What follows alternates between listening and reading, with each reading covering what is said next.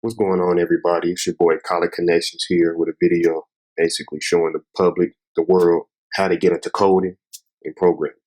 It's real simple. It's going to be a brief video just giving y'all the prerequisites, how to set your machine up to start coding. Let's dig into it. So, first thing we want to do is we want to go to the web browser. We're going to go to Safari, go to Google, and we're going to type in Python. Python is the language I recommend everybody starting with. It's real simple. It's a high-level language, and it gets the job done effectively. So here's the deal. We're going to let this load. Okay, so you see Python. It's a high-level programming language. Cool. So we're going to go to the Python website. Okay, we here. So all you need to do is just hit the download button. Download Python 3.8. I already have it downloaded, so no need to download it. Next thing we want to do is we want to download our text editor. So we want Visual Studio Code.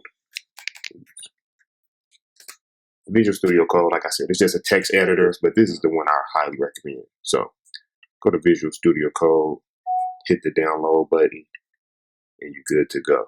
So once you're there, all we're going to do is we're going to open up what we downloaded, Visual Studio Code. Once this application opens, we start a new file, then we start programming away.